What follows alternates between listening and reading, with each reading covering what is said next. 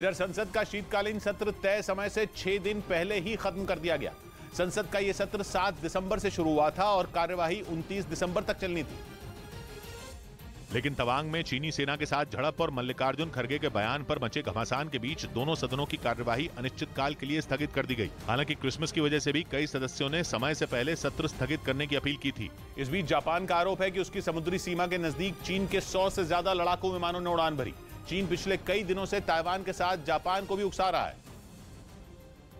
लेकिन इस बार चीन ने एक दो नहीं बल्कि 130 फाइटर जेट जापान के करीब भेज दिए। जापान का दावा है कि पश्चिमी प्रशांत महासागर में चीन की नौसेना मिलिट्री ड्रिल करने में जुटी है और इसी के तहत उसके लड़ाकू विमान लगातार उसकी समुद्री सीमा के पास मंडरा रहे हैं। लेकिन पिछले 4 दिनों में चीन ने इतने फाइटर जेट भेज दिए कि जापान के होश उड़ गए। कहा गया कि इनमें J-15 भी शामिल था, जिसे चीन का सबसे घातक लड़ाकू विमान माना जाता है। असल में जापान सागर में मौजूद जापान के कुछ द्वीपों को चीन अपना बताता है। इसी वजह से दोनों देशों के बीच विवाद है और जापान ने जब से चीन को अपना दुश्मन नंबर 1 बताकर अपने सैन्य खर्च को दुगना करने का ऐलान किया है, तब से चीन उस पर और भड़का हुआ है। वो लगातार जापान को डराने की कोशिश में जुटा है। इधर कर्नाटक सरकार ने शिवसेना नेता संजय राउत के खिलाफ कानूनी एक्शन लेने की तैयारी कर ली।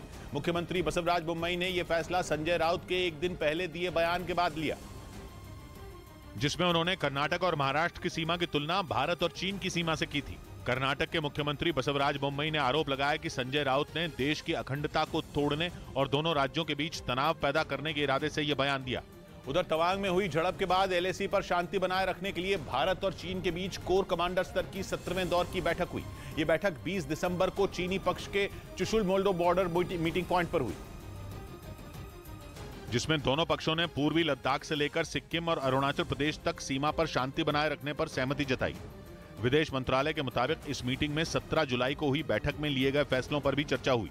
इसके साथ ही बैठक में दोनों देश इस बात पर भी राजी हुए कि LAC पर तनाव कम करने के लिए मुद्दों का जल्द समाधान जरूरी है। 9 दिसंबर को हुई तवांग झड़प के बाद दोनों देशों के बीच ये पहली कोर कमांडर स्तर की बैठक हुई थी।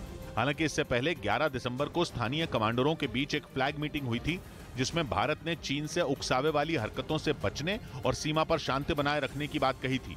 इधर मध्य प्रदेश कांग्रेस के ट्विटर अकाउंट को हैक कर लिया गया। जानकारी के मुताबिक इसे रिकवर करने में करीब 2 घंटे लग गए और तब तक हैकरों ने मध्य प्रदेश कांग्रेस के आधिकारिक ट्विटर हैंडल से एक के बाद एक 6 ट्वीट कर दिए, जिनमें 2 ट्वीट में क्रिप्टो करेंसी को बढ़ावा देने की बात कही गई। हालांकि 2 घंटे बाद इसे रिकवर कर लिया गया। उधर जर्मनी में रूस के राष्ट्रपति पुतिन के लिए जासूसी करने के आरोप में एक आदमी को गिरफ्तार कर लिया गया। चौंकाने वाली बात यह कि जिसे जासूसी के आरोप में गिरफ्तार किया गया वो खुद जर्मनी के खुफिया विभाग में काम करता था, लेकिन उस आदमी के तार रूस से जुड़े थे।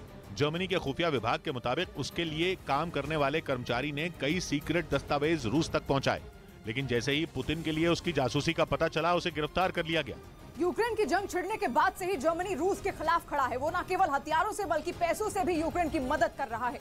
ऐसे में पुतिन के लिए जासूसी करने के आरोप में किसी का वहां पकड़े जाना जर्मनी के लिए भी बड़े खतरे से कम नहीं है, क्योंकि उससे मिली जानकारी का इस्तेमाल रूस जर्मनी के खिलाफ कर सकता है।